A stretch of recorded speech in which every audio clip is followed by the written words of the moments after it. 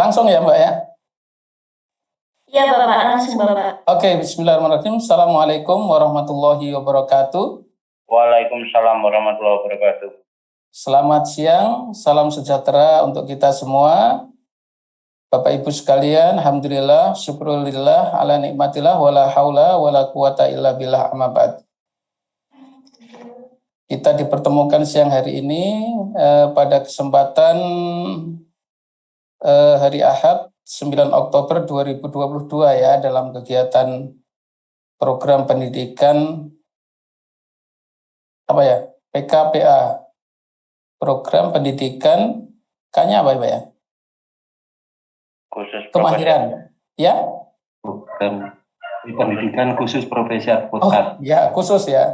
Khusus profesi advokat. Berarti calon advokat semua atau sudah banyak yang sudah malang melintang dunia advokat, mungkin bisa jadi kan, tapi mungkin pendidikannya baru saat ini. Jadi saya bersyukur ya bisa punya kesempatan bertemu dengan Bapak dan juga Ibu atau Mas Mbak sekalian.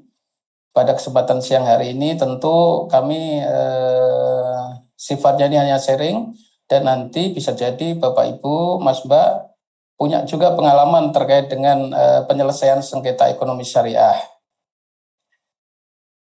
Baik, saya akan share.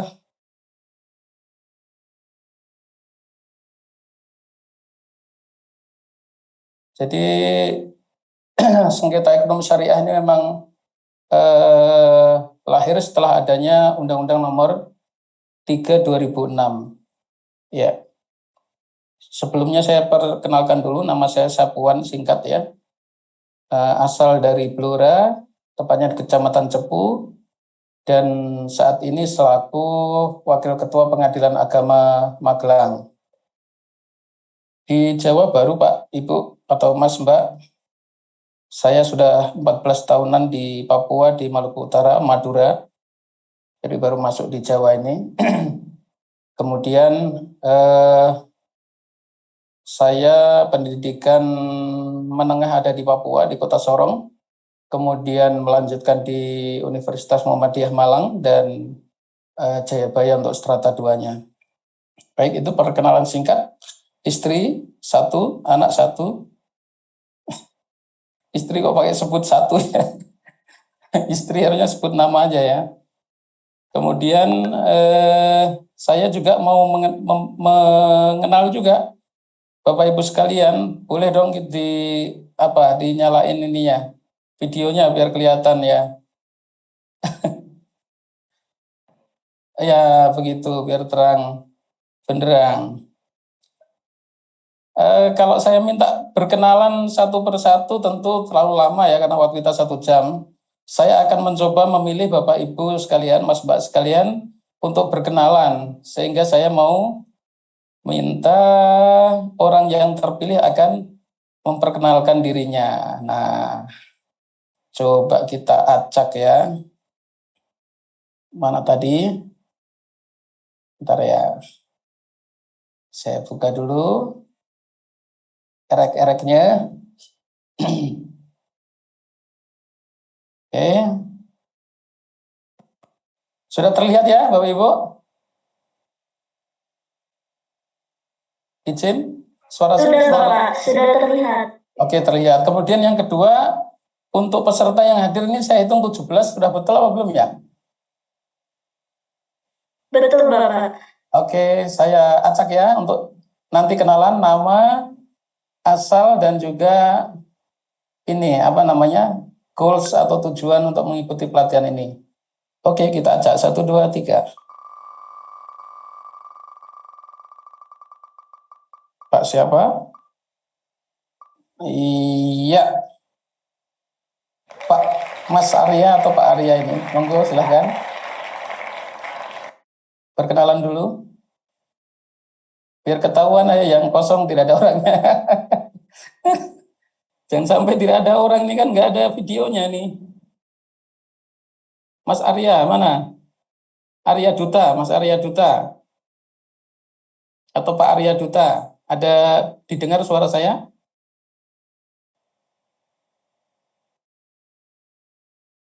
Absennya pakai apa nih Mbak? Pakai link aja ya. Iya Bapak, pakai link. Oke, link.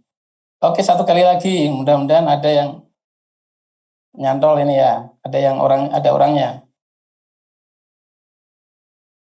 Oke, 1, 2, 3.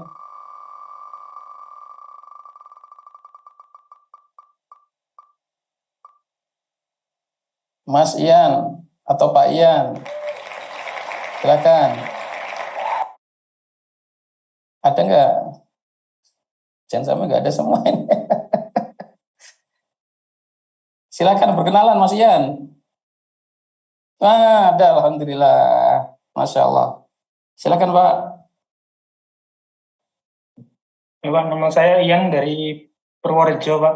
Oh, Purworejo, dekat saja ya. Terus tujuan mengikuti PKPA atau cita-cita lah ya?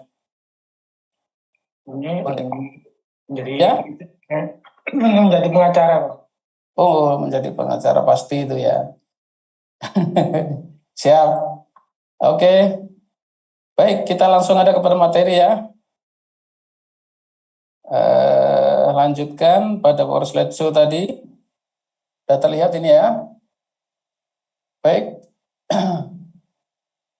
Ibu sekalian, saya diminta untuk menyampaikan 6 poin ini. Pengertian, klasifikasi, kewenangan, penyelesaian sengketa, gugatan sederhana, dan posisi atau kompetensi seorang advokat dalam perkara sengketa ekonomi syariah. Yang pertama, ekonomi syariah pengertiannya ya. Kalau Syekh Yusuf Al-Qaradawi, seorang ulama dari Timur Tengah, Mesir, kemarin yang meninggal itu, memberikan definisi ekonomi yang berdasarkan pada ketuhanan, dengan tujuan akhirnya kepada Tuhan dan memanfaatkan sarana yang tidak lepas dari syariat Tuhan. Nah, itu intinya adalah ekonomi berdasarkan ketentuan Tuhan atau Allah. Yang kedua, Prof. Manan ini seorang hakim agung yang sudah purna tugas. Satu ilmu pengetahuan sosial yang mempelajari masalah ekonomi rakyat yang diilhami oleh nilai-nilai agama Islam. Klasifikasi ekonomi syariah, Bapak Ibu sekalian, di dalam kita mendalami sengketa ekonomi syariah, tentu kita akan mengenal namanya nanti akad-akad syariah ya. Ada akad-akad syariah dan juga ada kegiatan-kegiatan yang bermuara atau yang berdasar pada akad-akad syariah ya. Yang pertama nanti akan ada akad-akad yang disebut dengan pertama wadiah ini ya. Wadiah ini penitipan barang atau uang ya. Penitipan barang atau uang ini bisa tabungan yang kita tabung di bank syariah itu bisa disebut dengan wadiah. Kemudian mudharabah ya, mudharabah ini lebih cenderung kepada kerjasama usaha antara pihak pertama dengan pihak kedua ya. Ada antara sahibul mal dengan pengelola untuk mengerjakan sesuatu ya. Kemudian kerugian ini ditanggung sepenuhnya oleh bank syariah sebagai pemilik modal. Ini mudharabah. Ada juga musyarakah. Ini akad-akad ini Bapak Ibu nanti pasti akan periksa karena pengadilan agama dalam hal ini akan mengkaji bagaimana akadnya, kemudian bagaimana pelaksanaannya, kemudian bagaimana apakah akad itu terlaksana atau tidak, atau diingkari dan seterusnya di dalam pelaksanaannya. Murabahah ada pembiayaan suatu barang, kemudian salam ini pembiayaan pemesanan barang online itu termasuk ya dalam salam. Istisna ini pembuatan barang ya, pesan barang kemudian dibuat dengan membayar dulu. Kemudian ijarah pemindahan hak guna barang ya. Nah, IMBT ini ijarah muntahiyah bitamlik ini ya. Sewa menyewa yang nanti akhirnya barang yang disewakan itu menjadi milik yang menyewa. Artinya ini IMBT ini pengembangan dari ijarah. Dan yang terakhir ada namanya qard ya, pinjaman yang harus dikembalikan. Utang itu ya, termasuk dalam qard. Nah, aktivitas atau kegiatan-kegiatan yang bermuara pada akad-akad syariah ini, ada bank syariah ya, lembaga keuangan mikro syariah, asuransi syariah, reasuransi, kemudian ada reksadana, ada obligasi dan surat berharga, berjangka, kemudian ada sekuritas, ada pembiayaan, pegadaian, dana pensiun, dan bisnis syariah. Ini luas ya, sangat berkembang sekali, termasuk sukuk di sini ada juga ya sukuk sekarang ya. Kemudian ada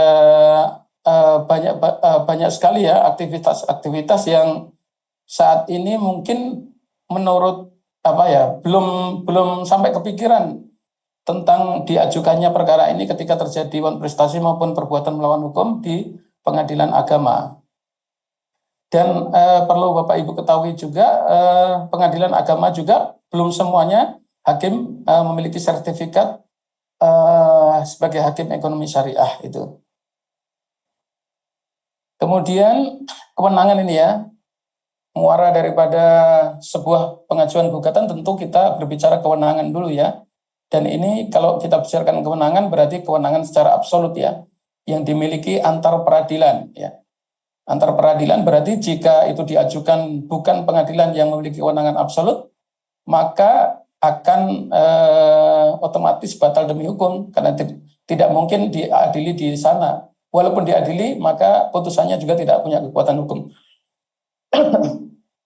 Kemudian ini undang-undang tentang peradilan agama yang muncul tahun nomor 7 tahun 1989 ini kewenangan pengadilan agama masih belum mencakup yang tadi itu, sengketa ekonomi syariah ya. Namun berupa ini, perkawinan menurut syariah Islam, waris ya, sengketa waris atau turunan daripada kewarisan, wasiat, hibah, wakaf, zakat, infak, dan sodakoh atau sedekah ya. Perkawinan nanti terbagi lagi, tadi disampaikan pemateri tadi, ada cerai gugat, cerai talak, kemudian ada izin poligami, ada isbat nikah, ada dispensasi kawin atau dispensasi nikah, ada pembatalan nikah, ada pencegahan perkawinan, kemudian ada poligami, banyak sekali ya di perkawinan menurut syariah Islam ini. Kemudian kewarisan juga ada penetapan ahli waris, sengketa waris, itu ya, pembatalan ahli waris, banyak wasiat, ya, wasiat ini tentu ada, ini termasuk sudah ada di pengadilan agama Magelang kemarin ya, wasiat ini. Hibah juga gitu, pembatalan hibah masih berjalan perkaranya. Wakaf juga demikian, ada di pengadilan agama Magelang masuk nih. Zakat, nah zakat ini tentu agak ini ya, aneh jika diajukan karena ini sudah keterlaluan, sudah itu adalah milik umat gitu ya, milik titipan daripada umat, tetapi kok sampai diajukan pengadilan, artinya ada pengelolaan zakat yang tidak benar, itu bisa diajukan di pengadilan agama. Bukan bisa, ya harus diajukan ya kalau kita sadar hukum. Kemudian infak dan sedekah sama ini ya, tiga ini ya, SIS ini kan lembaga yang menampung kebaikan-kebaikan masyarakat, kebaikan orang Muslim untuk melakukan pengumpulan harta mereka untuk zakat maupun infak maupun sedekah. Ada di Lasismu, kemudian ada Lasisnu dan seterusnya. Nah, di Undang-Undang Nomor 3 Tahun 2006 tentang Peradilan Agama, ini ada penambahan ya, saya beri tanda di paling akhir nomor 9 itu, ada kewenangan sengketa ekonomi syariah ya. Kewenangan sengketa ekonomi syariah.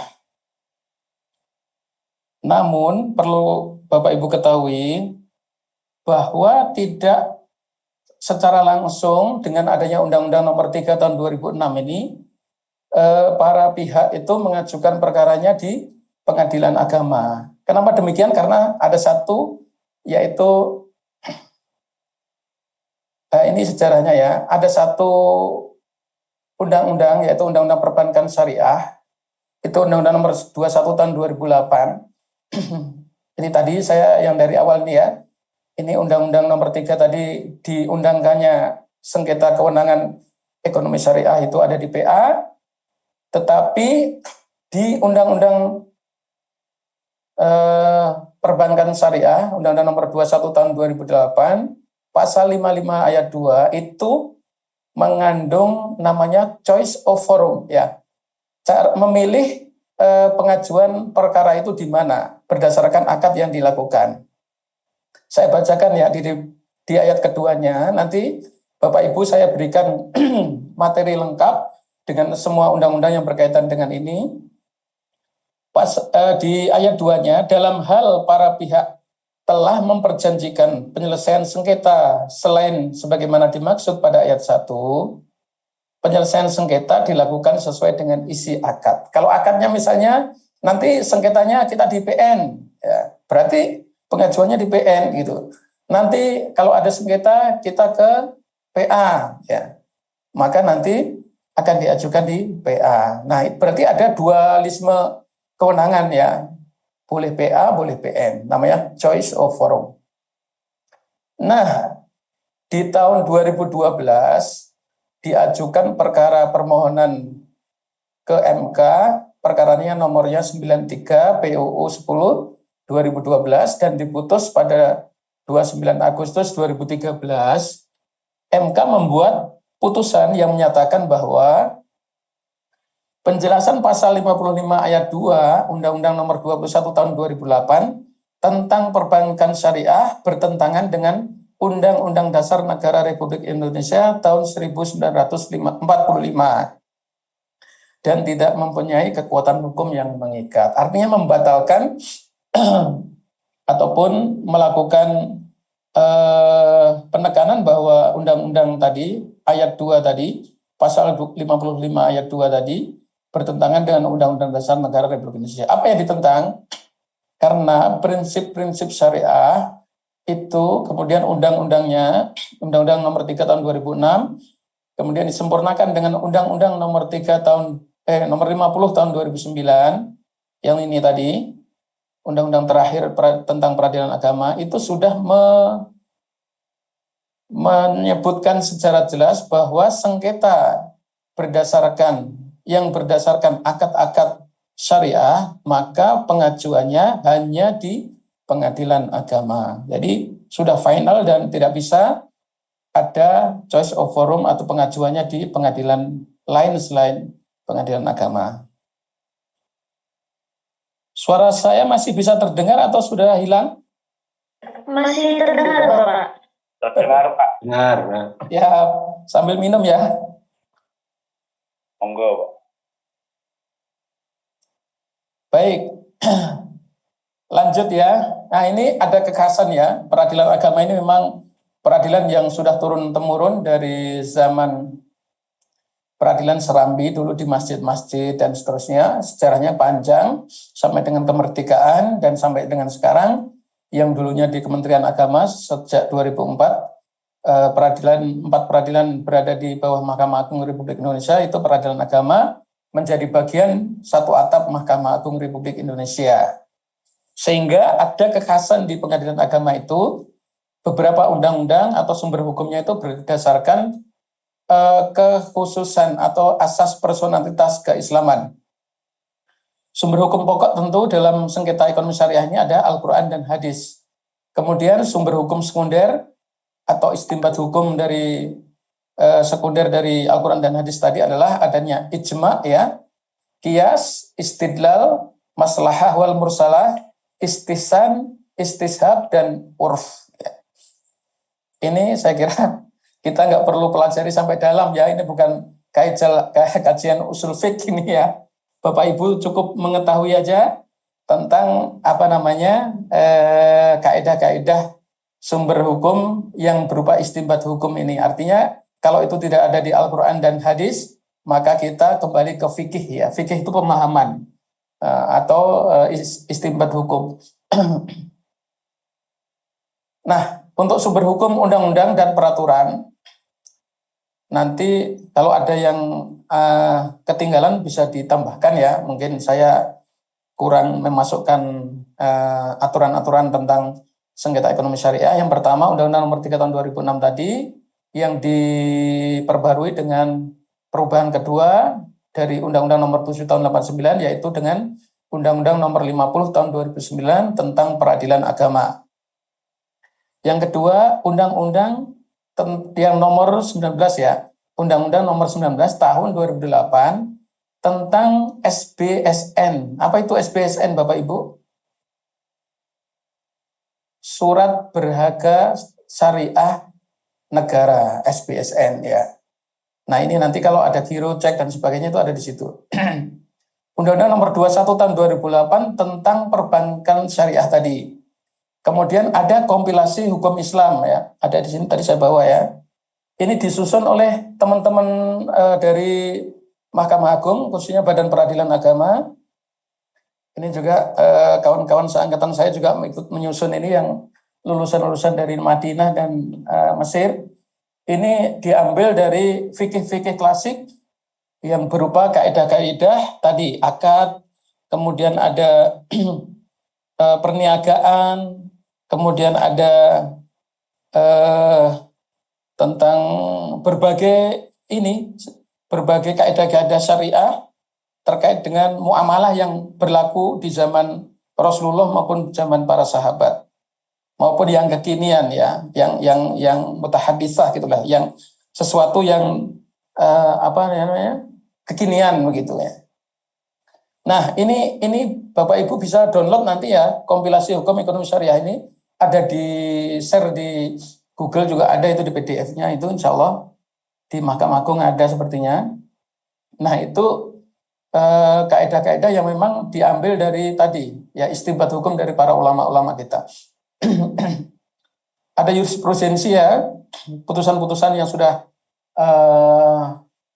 diterbitkan oleh peradilan baik tingkat pertama, tingkat banding maupun tingkat kasasi yang sudah menjadi rujukan ya bagi kita-kita terkait dengan penanganan sengketa ekonomi syariah ya. Kemudian ada kebiasaan itu maksudnya adalah hal-hal perniagaan yang mungkin terjadi di lingkungan kita tapi tidak bertentangan dengan nas Al-Quran, hadis dan fikih, maka itu boleh dijadikan sebagai pedoman untuk mengkaji aturan menjadi acuan di dalam penanganan sengketa ekonomi syariah.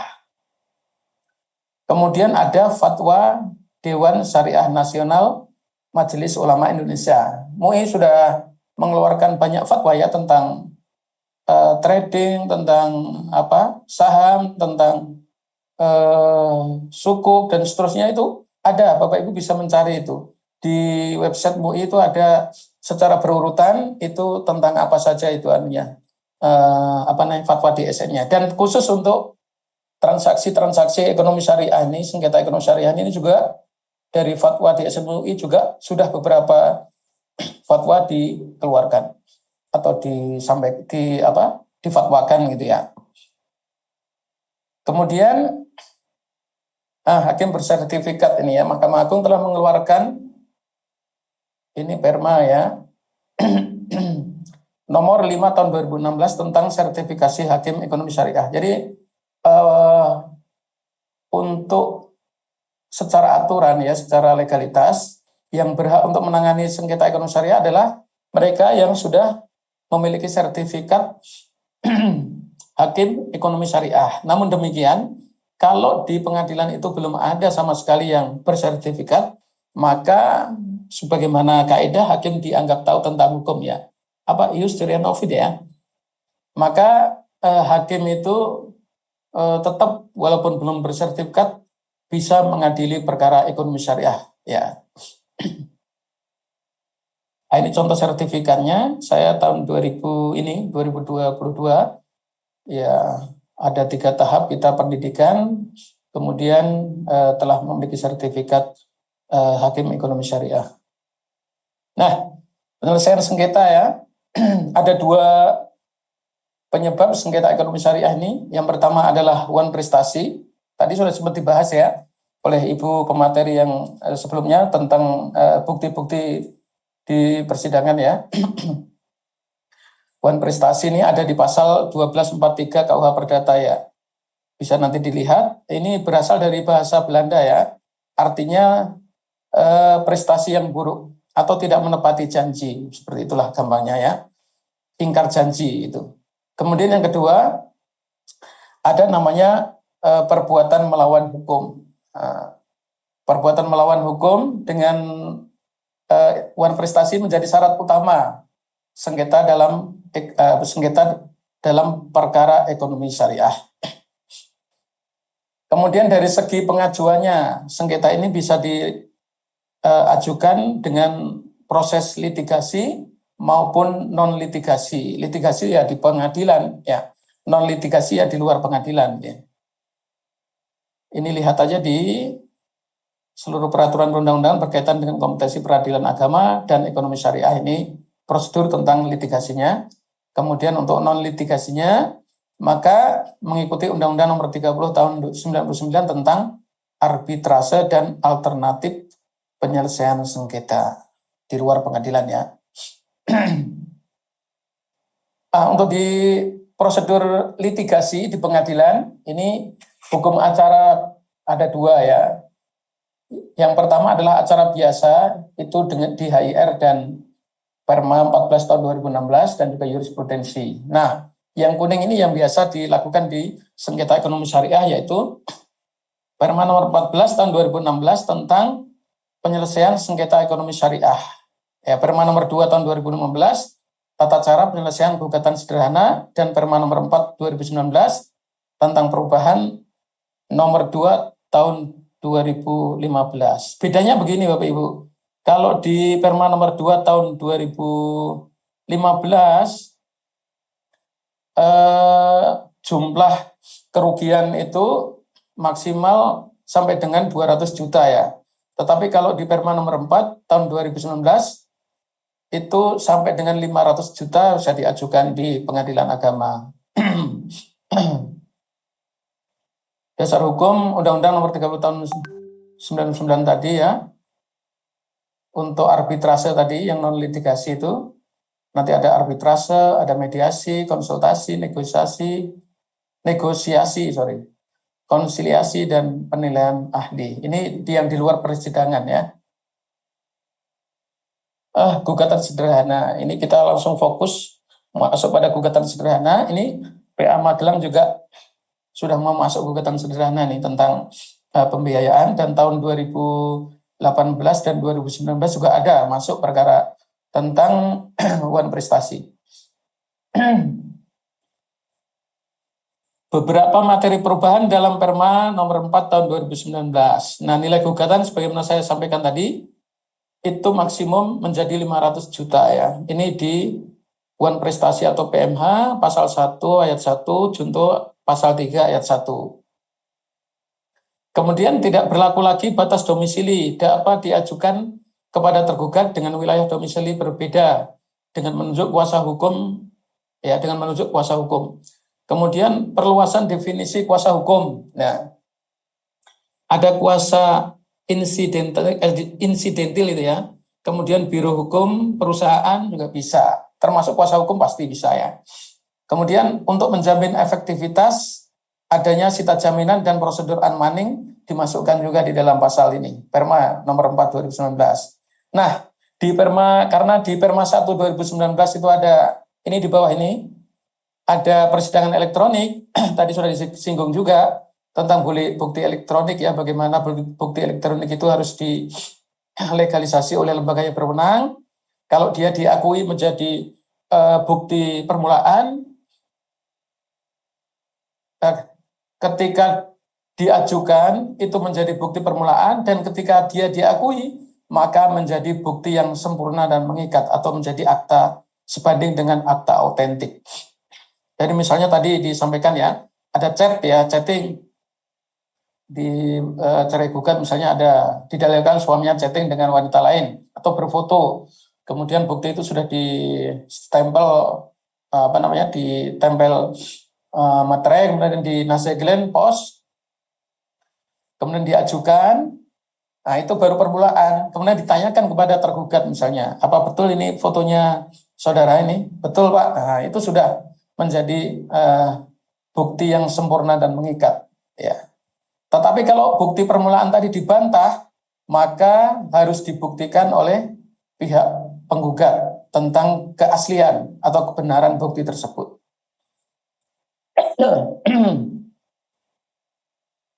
Perma nomor 1 2019, Bapak Ibu sekalian, nanti Bapak Ibu sekalian juga ketika beracara bisa jadi akan familiar dengan e-filing, e-payment, kemudian e-summons, e-litigation, dan penyampaian putusan atau naskah putusan secara elektronik.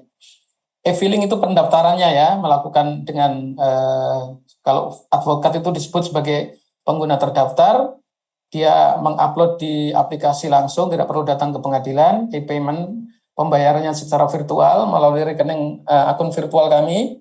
Kemudian e-summons, itu pemanggilannya juga elektronik, dipanggil kepada para pihak, jadi Rp0 ya, hanya nanti akan muncul di email pihak yang mendaftar dan juga akan masuk di dalam aplikasi akun e-court-nya, karena saat mendaftar sebelum mengajukan pengadilan itu advokat harus mendaftar dulu sebagai advokat yang terdaftar di aplikasi e-court, tentunya akan diperiksa bukti penyumpahan dan seterusnya, berita acara penyumpahan ya dan seterusnya. Kalau sudah dirasa cukup, artinya memenuhi syarat, maka akan disetujui oleh pengadilan tinggi yang menyumpah dan nanti akan dikeluarkan atau dimasukkan ke dalam aplikasi e-court. Dan kami tidak perlu memeriksa itu lagi. Jadi otomatis kalau sudah mendaftar di e-court, otomatis sudah diperiksa oleh PT yang bersangkutan. Kemudian e-litigasi ya. E-litigasi ini nanti kalau pihak dua-dua sudah datang, kemudian sudah mediasi dan kita tanyakan apakah bersedia untuk melakukan proses litigasi gitu ya, elektronik, persidangan elektronik. Kalau setuju, maka kita akan buat jadwalnya, dan dalam jadwal-jadwal itu tidak perlu datang ke persidangan, tetapi hanya mengupload naskah ataupun jawab-menjawab yang sudah ditentukan, seperti itu. Dan ini khusus untuk pembuktian, baik itu tertulis maupun saksi-saksi maupun bukti-bukti lain, itu harus datang ke pengadilan. Jadi untuk persidangan elektronik,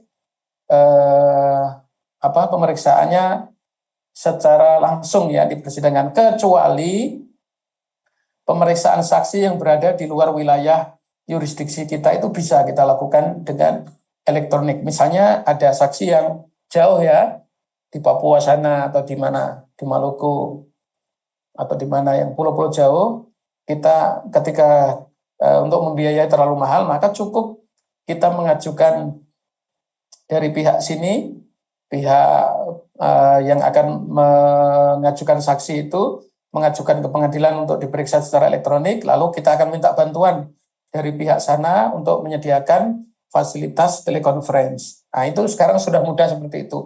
Tidak perlu datang ke pengadilan khusus untuk saksi ya. Saksi yang berada di luar wilayah.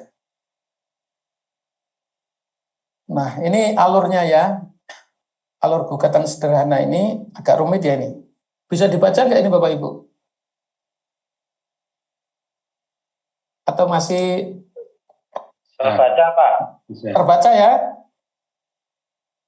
Oke. Jadi tadi sudah saya nyatakan di Perma nomor 4 tahun 2019, seharusnya gugatan sederhana ini kaedah pemeriksaan secara sederhana, cepat dan biaya ringan itu terpenuhi ya.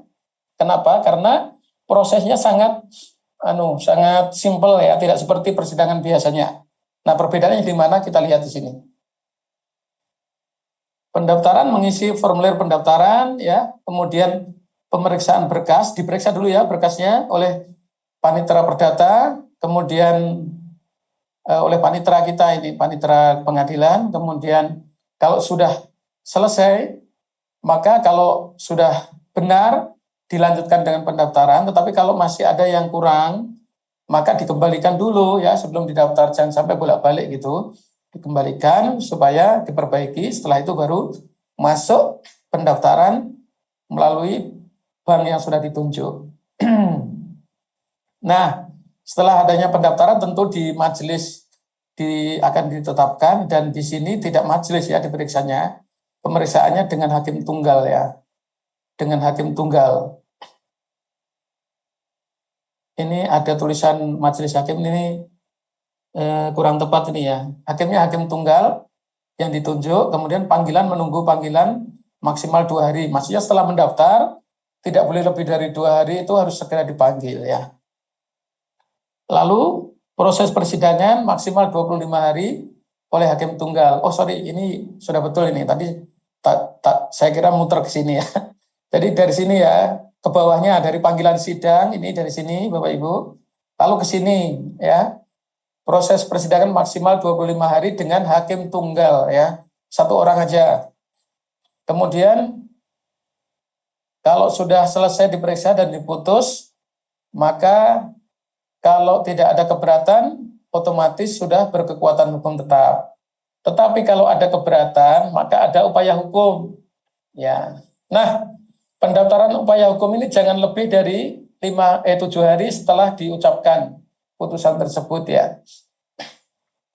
Nah, kalau sudah keberatannya diterima, didaftarkan, maka sidang lanjutannya adalah dengan majelis hakim dan lalu dibacakan pembacaan putusan keberatan.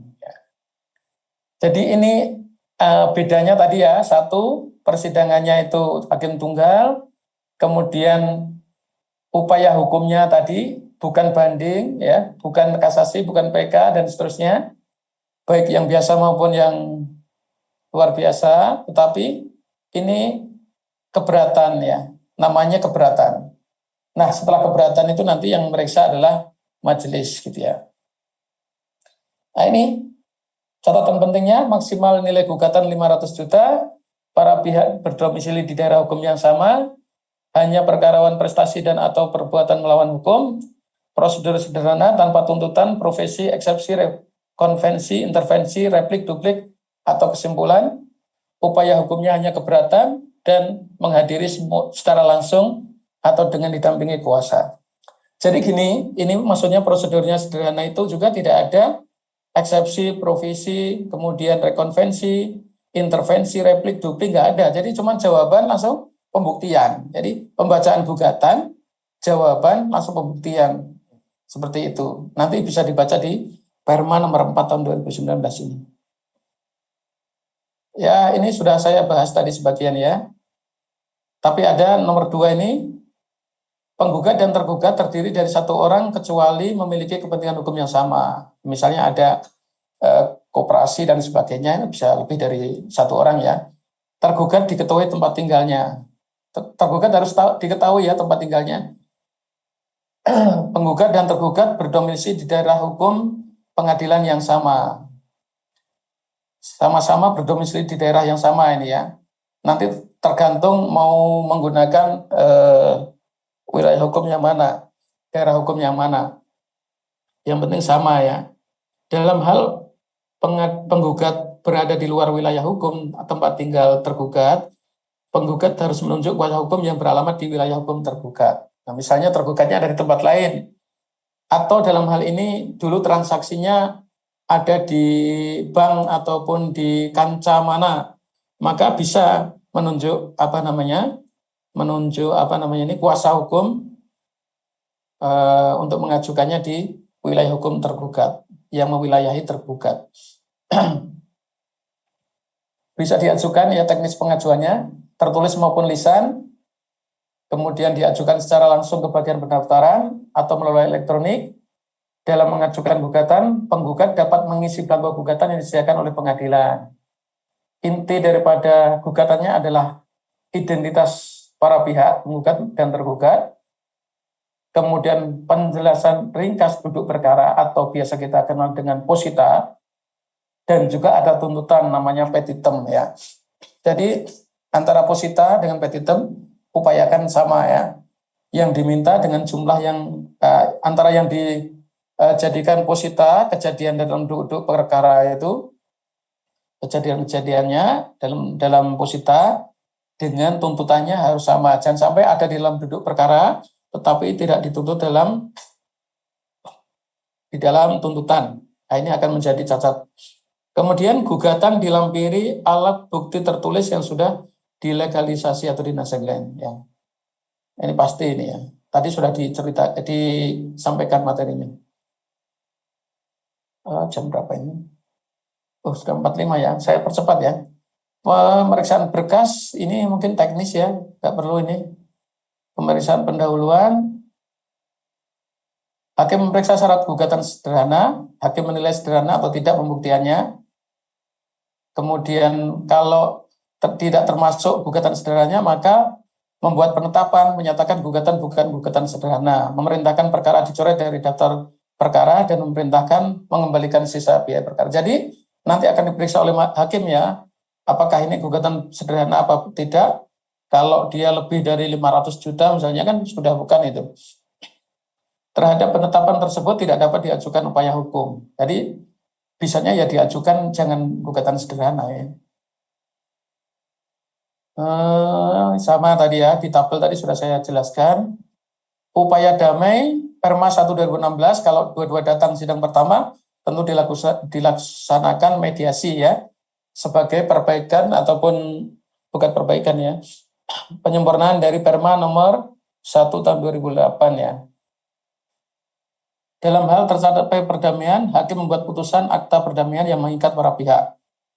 Kalau sudah ada akta perdamaian atau akta fundading ini tidak dapat diajukan ya upaya hukum. Dalam hal tercapai perdamaian di luar persidangan dan perdamaian tersebut tidak dilaporkan kepada hakim, maka hakim tidak terikat dengan perdamaian tersebut. Misalnya kalau ada upaya perdamaian di luar, usahakan ada dokumennya, kemudian dilaporkan ke majelis, lalu diminta untuk atau ke hakim minta untuk dikuatkan dalam putusan akta perdamaian, maka itu baru bisa dieksekusi, artinya bisa dilaksanakan. Tapi kalau nggak dilaporkan, ini yang hakim tidak terikat ya dengan perdamaian tersebut.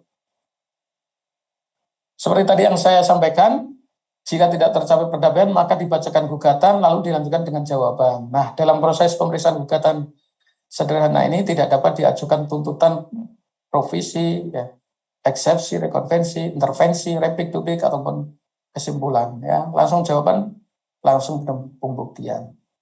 Pembuktian tadi udah jelas sekali ya sama Ibu, baik pidana maupun perdata tadi sangat menyeluruh tadi disampaikan ya.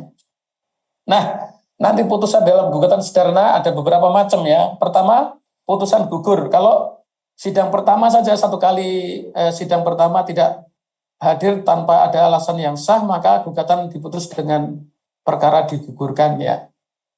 Termasuk gugur ini orangnya meninggal juga gugur ya. Gugur dengan sendirinya gitu ya. Kalau orangnya tidak hadir di persidangan maka digugurkan, itu bunyinya begitu. Kemudian putusan first take ini maksudnya tidak dihadiri oleh pihak tergugat ya. Kemudian kontradiktor, putusan dijatuhkan dalam hal para pihak pernah hadir di persidangan. Terhadap pihak yang tidak hadir, jurusita menyampaikan pemberitahuan putusan paling lambat 2 hari tadi ya, setelah putusan diucapkan. Atas permintaan pihak yang berperkara, salinan putusan diberikan paling lambat 2 hari setelah putusan diucapkan. Nah ini, ada upaya verset. Kalau dia diputus first take tadi, tergugat tidak pernah datang tapi sudah diputus, maka dia bisa melakukan verset. Dan kalau dia hadir, maka dia mengajukan keberatan. Terakhir ya, kedudukan advokat di dalam perkara ekonomi syariah ya. Kita nanti lihat permanya juga pasal 4 ayat 4, nanti bisa dilihat frasenya ya. Dalam perkara gugatan sederhana tidak wajib diwakili kuasa hukum atau advokat, seperti halnya dalam perkara gugatan perdata biasa. Namun, para pihak penggugat dan tergugat dengan atau tanpa kuasa hukum wajib hadir langsung ke persidangan. Nah, yang ketiga ini perma gugatan sederhana tidak melarang menggunakan jasa advokat, artinya boleh saja ya. Dalam pasal 4 ayat 4 perma 4 tahun 2019 ada frasa dengan atau tanpa didampingi boleh mengajukan perkara sengketa ekonomi syariah ataupun gugatan sederhana. Dan pada intinya para pihak boleh menggunakan jasa advokat maupun tidak ya. Selesai matur nuwun. Ya, kita diskusi. Mungkin ada pertanyaan Bapak Ibu sekalian? Baik, silakan para peserta jika ada yang ingin bertanya.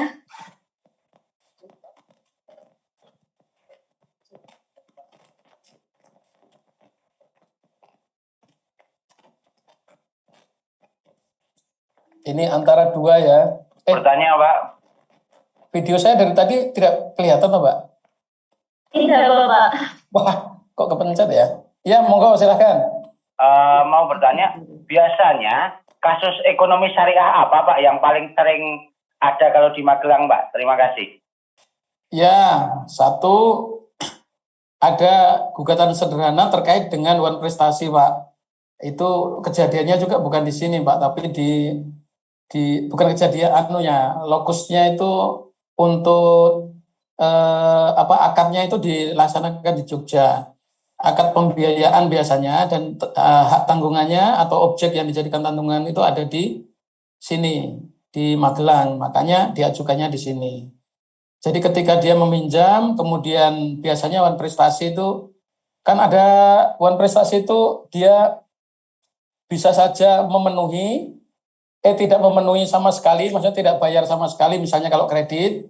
Kemudian ada juga memenuhi kredit tetapi tidak sering terlambat begitu ya, atau tidak sepenuhnya. Kemudian membayar tetapi tidak sesuai dengan jumlah yang sudah ditetapkan. Kemudian melakukan sesuatu tindakan hukum yang tidak sesuai dengan yang diperjanjikan, maksudnya melanggar perjanjian.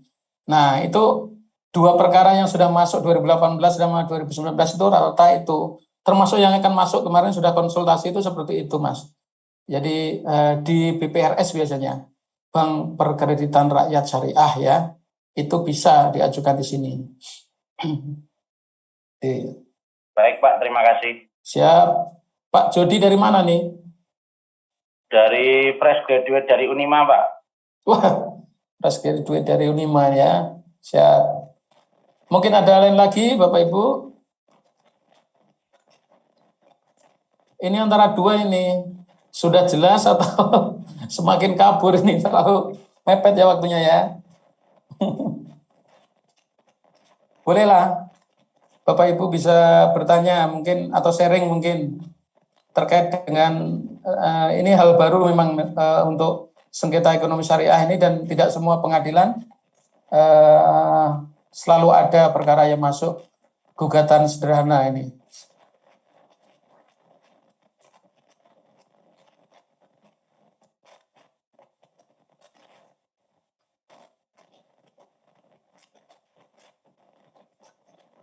Di mana masih ada lagi? Silakan. Nah, sementara saya tambahkan aja untuk ada Pak Sabto mau bertanya kan?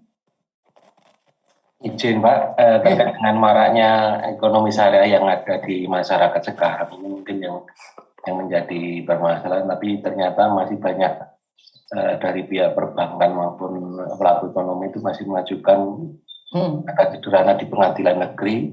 Mereka banyak menggunakan kalimat di belakangnya syariah misalnya. Kemudian banyaknya koperasi yang berdasarkan syariah ini Pak. Ini yang menjadi permasalahan. Kadang juga orang yang ikut di sana itu juga berdasarkan keyakinan mereka, itu kadang untuk malu atau mengikuti, tapi untuk malu untuk melakukan komplain. Ini bagaimana solusinya sebagai pengacara Bapak? Terima kasih. Betul, makanya kalau nggak salah 2 minggu lalu ya kami melakukan sosialisasi itu ya ke pengacara, ke BSI terkait dengan sengketa ekonomi syariah ini, termasuk gugatan sederhana dan ekot dan juga litigasi. Itu kita undang pengacara-pengacara. Mungkin Bapak Ibu belum ya, karena yang kami undang kemarin DPC Pradi, kemudian KAI dan IKADIN kalau nggak salah ya, ada 3 organisasi organisasi advokat itu. Ada sekitar 28 perwakilan yang hadir untuk kita berikan sosialisasi bahwa sengketa ekonomi syariah sebetulnya ini banyak ya. Kalau memang mau diajukan, kejadiannya itu banyak. Mungkin karena ya malu atau tidak tahu, bisa juga Pak. Makanya kita berusaha melakukan sosialisasi kepada masyarakat bahwa terkait dengan permasalahan ekonomi syariah ini, sengketa ekonomi syariah, entah kredit atau bahkan modal usaha yang dirugikan pihak pemilik modalnya, itu bisa, selama itu akad-akad yang tadi itu dipergunakan sebagai dasar dalam akad, maka menjadi kewenangan pengadilan agama untuk menerima dan mengadili perkara itu. Dan itu saya kira menjadi sebuah pendidikan yang baik ya untuk masyarakat agar ada kepastian dalam hukum itu. Saya kira itu. Jadi tugas kita semua Pak ini, nanti kalau sudah menjadi seorang advokat tentu kalau ada teman atau ada kolega atau ada pihak-pihak yang Bapak Ibu kenal itu bisa disosialisasikan ya, atau bisa diberikanlah gambaran bahwa oh ini bisa ini diajukan di pengadilan agama. Selama proses akadnya, kemudian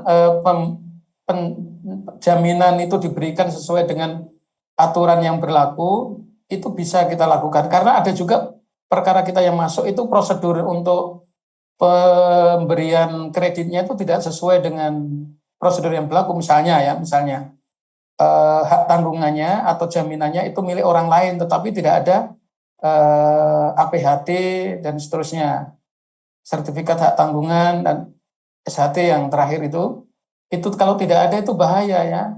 Jadi ini tidak bisa kita melakukan eksekusi karena terkendala itu, apalagi objeknya itu tidak diketahui tempatnya. Saya nggak mau cerita perkaranya, tapi ini menjadi pembelajaran untuk kita semua kalau kita melakukan, khususnya pihak perbankan syariah ini, ketika memberikan pinjaman atau pembiayaan maka harus melalui prosedur yang benar tentunya terkait dengan agunannya itu. Apakah itu milik sendiri? Kalau tidak milik sendiri, apakah sudah dilaksanakan sesuai dengan ketentuan hukum yang berlaku dan seterusnya. Seperti itu Pak Sabton ya, kita punya PR sama-sama ini. Masyarakat seperti itu ya. Iya betul. Apalagi jangankan masyarakat ya, perbankan belum tentu ya itu tahu kalau pengadilan agama yang berwenang. Nah itu takutnya kalau diajukan di pengadilan negeri, meskipun pengadilan negeri sudah menyelesaikan perkara itu, nanti di tingkat banding kemungkinan besar akan dibatalkan putusannya karena bukan kewenangannya. Ya. Dan itu menjadi kode etik itu ya. Artinya hakim yang memeriksa tidak melakukan penghentian perkara ketika bahwa itu secara kompetensi absolut bukan kewenangan, harusnya dihentikan pemeriksaannya dan diputuskan tidak dapat diterima, kemudian diajukanlah di pengadilan agama. Ya, itu kalau diputus bisa menjadi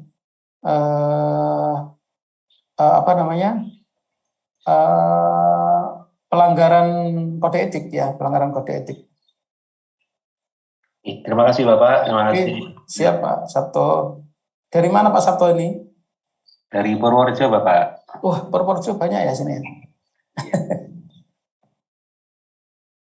Monggo yang lain silakan. Sudah terdengar Pak suara saya? Terdengar Pak Kurniawan. Breh ya? Kurniawan Pak. Ya? Kurniawan Pak. Oh Kurniawan. BHRE ini apa nih Pak? Memang nama Pak? Singkatan ya? Ya.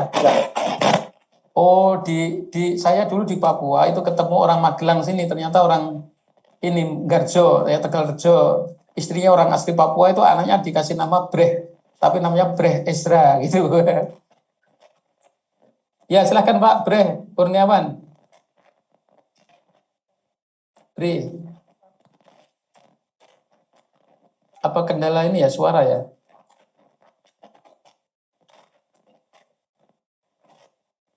Pak Kurniawan, ini ada setting apa ini? Halo Pak. Monggo. Ya. Yang mau saya tanyakan, apakah putusan gugatan sederhana itu bisa untuk dasar untuk sita jaminan Pak? Wah, ya betul. Nanti ini karena materinya saya sampai di putusan Pak, jadi otomatis nanti bisa seperti putusan seperti biasa Pak. Jadi nanti setelah putus BHT kemudian diajukan eksekusi kan Pak. Nah eksekusi nanti ada sita jaminan, kemudian ada pelaksanaan eksekusi dan seterusnya. Berarti jadi, bisa ya? Kalau bisa Pak, sangat bisa. Justru itu yang endingnya itu kan eksekusi Pak. Kalau cuman putusan itu kan nggak punya nilai memaksanya, nggak ada putusan kan. Nah justru eksekusi nanti itu bisa dilakukan setelah putusan berkekuatan hukum, kemudian diajukan permohonan eksekusi. Ini kita ada ekonomi syariah kemarin sudah selesai, kemudian ada eksekusi kita banyak, ada 3 apa 4 ini. Siap. Sama satu lagi Pak, ini Iya. terkait teknis saja dalam persidangan Pak. Siap. Saya sering menemukan pengalaman dalam menonton persidangan itu kan Iya. terjadi pertengkaran itu kan hal yang biasa di dalam persidangan ya. Iya. Tapi di situ kenapa masih sepertinya kayak majelis hakim itu malah menyarankan untuk keluar dulu untuk berembuk dulu baru masuk lagi kalau sudah clear. Padahal kan memang orang masuk ke persidangan itu kan karena memang sudah tidak terjadi kemufakatan di luar persidangan gitu Pak. Ini terkait cerai atau gimana nih Pak? Bukan Pak, bukan cerai. Oh, bukan. Jadi ketika sidang itu bertengkar di Ya. persidangan ya. Antara penggugat dan tergugat. Ya, jadi secara hukum acara memang harusnya ada kan tata tertib persidangan ya. Ada aturan tata tertib, bukan saling menyahut, tetapi diberikan kesempatan, kemudian berlaku sopan dan menyampaikan sesuai dengan porsi lah, jangan sampai bertengkar. Nah, kalau sudah bertengkar berarti hakim sudah mengambil sikap ya. Kalau memang masih terus seperti itu kan bisa dikeluarkan dari persidangan. Nah, bisa jadi mungkin kalau pernah mengalami mungkin hakimnya ini mungkin memandang dengan nanti takutnya malah bertengkar di luar ya. Mungkin maksudnya mungkin setelah di luar mungkin bisa ini Pak negosiasi gitu. Tapi menurut saya memang saya lebih sepakat dijalankan persidangannya. Kalau dia memang tidak mentaati persidangan maka dikeluarkan aja ya. Tapi kan sudah ada proses mediasi nih Pak ya. Kalau sudah proses mediasi selesai ya udah. Tapi kalau untuk memberi kesempatan berunding dulu ya ini agak rawan ya Pak ya. Apalagi itu bukan mediasi dan tidak ada penengahnya begitu. Jadi secara teknis menurut saya seperti itu. Tidak perlu untuk merundingkan sesuatu yang di dalam persidangan mereka bertengkar, diminta berunding dulu di luar untuk menyepakati hal-hal tertentu ya. Seperti itu Pak Kurniawan. Ya, terima kasih Pak. J. Habis ini ya Mbak ya? Benar. Iya Bapak, waktunya sudah habis. Oh iya. Ya mungkin sebelum saya tutup mungkin ada pertanyaan lagi. Senang kalau saya ada sharing-sharing begini. Monggo Pak Ahmad baru datang Pak Irmawannya ya. Enggak dari tadi tapi baru on cam hari. Oke siap. Baik, kalau memang tidak ada, terima kasih kepada Bapak Ibu sekalian, kepada Pak Ahmad Irawan selaku penyelenggara, kepada Mbak MC, kemudian ada juga dari PKPA FH Unima, dari peserta juga Bapak Ibu sekalian, terima kasih sudah secara aktif maupun non aktif kamera, gitu ya, aktif mendengar mudah-mudahan ya. Nanti bisa dapatkan link materinya dari Pak Ahmad Irmawan ya. Ya, sudah kami share Pak. Sudah di-share ya. Materi dan sebagainya sudah kami serahkan. Mudah-mudahan nanti bisa menambah wawasan maupun pengetahuan kita tentang sengketa ekonomi syariah. Sekian yang dapat saya sampaikan. Mohon maaf apabila ada banyak kekurangan, semua datang dari saya pribadi. Kalau ada yang benar, semuanya adalah kebenaran dari Allah, Tuhan yang Maha Esa. Sekian, nun wal qalami wa ma yasturun. Assalamualaikum warahmatullahi wabarakatuh. Waalaikumsalam warahmatullahi wabarakatuh. Baik, terima kasih kepada Bapak SHIMA yang telah mengisi materi pada hari ini. Siap Mbak, makasih banyak. Baik Bapak, terima kasih. Izin live ya. Siap Bapak. Makasih banyak teman-teman. Ya, oke, assalamualaikum. Waalaikumsalam warahmatullahi wabarakatuh. Tiba di penghujung acara pada hari ini, saya selaku MC mohon maaf apabila banyak tindakan dan perkataan yang kurang berkenan. Terima kasih kepada Bapak